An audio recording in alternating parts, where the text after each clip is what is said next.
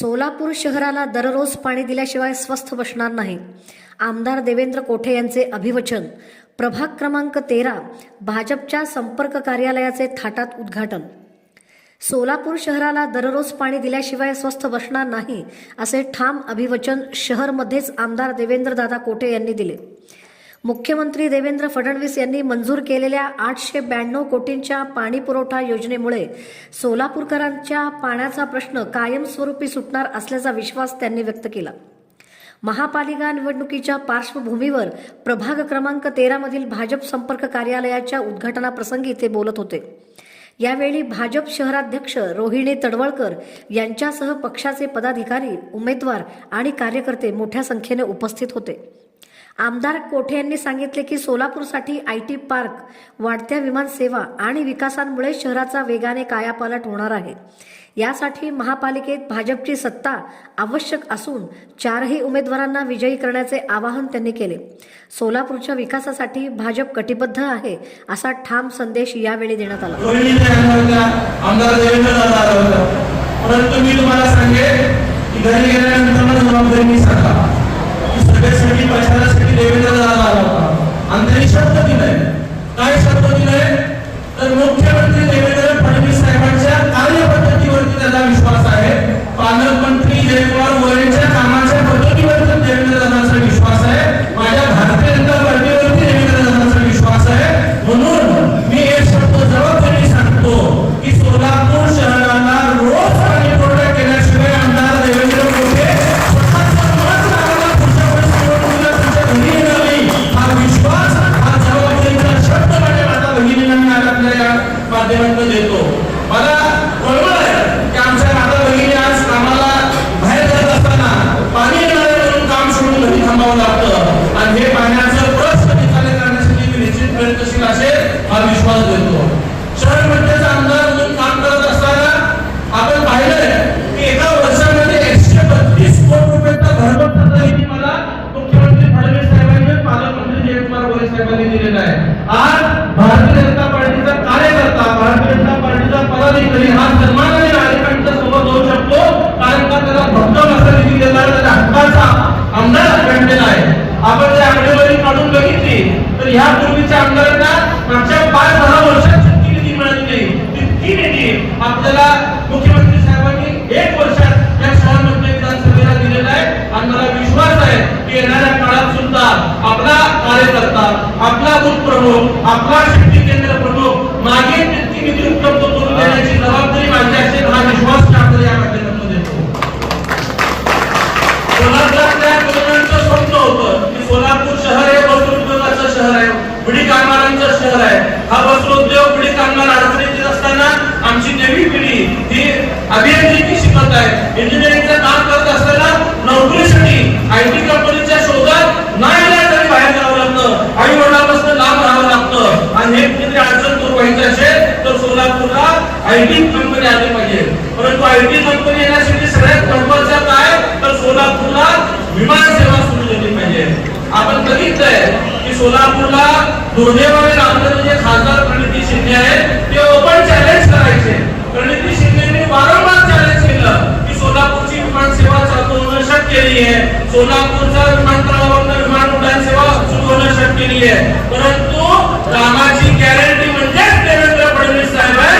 आणि आज सोलापूरच्या विमानतळावरून विमान सेवा सुद्धा सुरू झाली, विमान गोव्याला सुरू झालं, विमान मुंबईला सुरू झालं. उद्याच्या काही दिवसात विमान बेंगलोरला जाणार आहे, विमान आपल्या भक्तांना घेऊन तिरुपतीला जाणार आहे.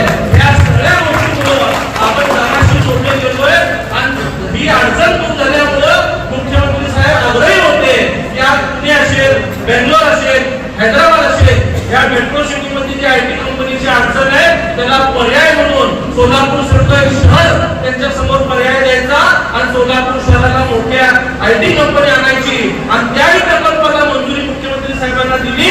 आणि मला भारतीय जनता पार्टीवरती विश्वास आहे की येणाऱ्या काळात सोलापूर म्हणजे IT कंपनीच्या कामाला देखील प्रत्यक्षात सुरुवात होईल आणि इथल्या तरुणांना आपल्या घरीच या सोलापूर शहरात रोजगार मिळेल आणि आपल्या आई वडिलांच्या जवळ राहण्याचं पुण्य त्या मुलाला मिळणार आहे, ते भारतीय जनता पार्टीला मिळणार आहे. आज सोलापूर महानगरपालिकेमध्ये भारतीय जनता पार्टीची सत्ता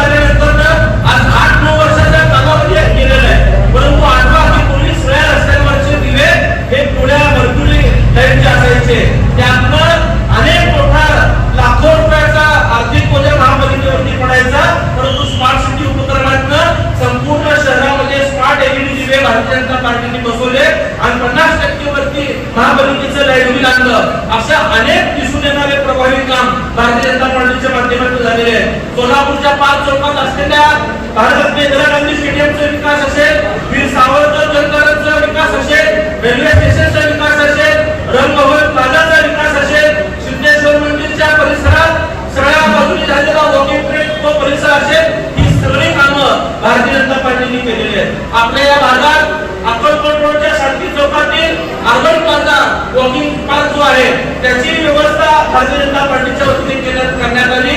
स्वर्गीय निमराज वडाळ क्रीडांगण सुद्धा भारतीय जनता पार्टीच्या कारकिर्दीत झालेलं काम आहे. फार लांबचं बोलण्यापेक्षा शेजारच्या भवना ऋषी मंडळाचं विकास काम सुद्धा धर्मवीर सुनील भाऊ कामाटी यांच्या नेतृत्वात झालेलं आहे. या सगळ्या गोष्टी आपल्याला डोळ्यासमोर ठेवलं पाहिजे. या भागातल्या नगरसेवकांनी प्रभावीपणे काम केलेलं आहे. तुम्ही कालच्या निवडणुकीला आमदार म्हणून मला काम करण्याची संधी दिली, निधी वाचून आपलं एकही काम शिल्लक राहणार नाही एवढा विश्वास तुम्हाला आपल्या माध्यमातून देतो. या प्रभागातील 4 उमेदवारांना तुम्हाला निवडून आणायचं आहे.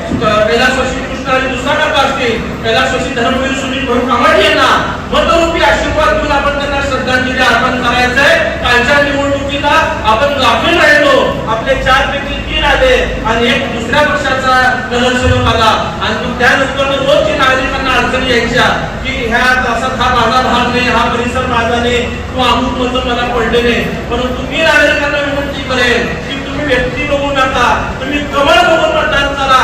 पेटीच्या ज्यावेळेस दूध पेटीचे उघडले जातील, भारतीय जनता पार्टीचा लीड जितक्या ताकदीने दिसेल तितक्याच ताकदीने त्या भागामध्ये विकासाचा निधी उपलब्ध करून देण्याची जबाबदारी माझी असेल. हा विश्वास आपल्या सगळ्यांना देतो.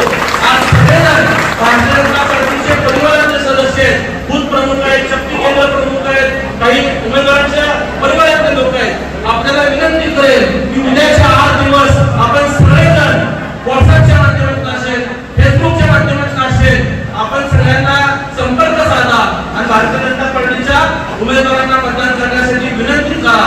आपण घरोघरी प्रचाराला जावा, डोर टू डोर प्रचार करा. जर आपल्यापैकी कोणी बाहेर गावी गेला असेल त्यांना सुद्धा आपण मतदान करायला येण्याची विनंती करता. आपल्यापैकी कोणी जर स्थलांतरित दुसरीकडे गेला असेल तर त्या व्यक्तीला आपण या ठिकाणी मतदानाला बोलून घ्या अशी अपेक्षा आपल्याकडनं बाळगतो. एक मत घ्या स्थानिक स्वराज्य संस्थेसाठी आपल्याला महत्वाचा असतो. त्यामुळं सगळ्या लोकांनी एक दिलाने, एक विचाराने एकत्रित येऊन आपण ह्या प्रभाग 13च्या 4 उमेदवारांना निवडून द्या अशी आपल्याकडे खात्री आहे. मनोबल व्यक्त करताना तुम्ही बोललात की बाले जिल्हा आहे, परंतु आता तुमच्या हातात आहे की शहरातल्या विशेषतः शहर मध्यमधल्या सगळ्यात जास्त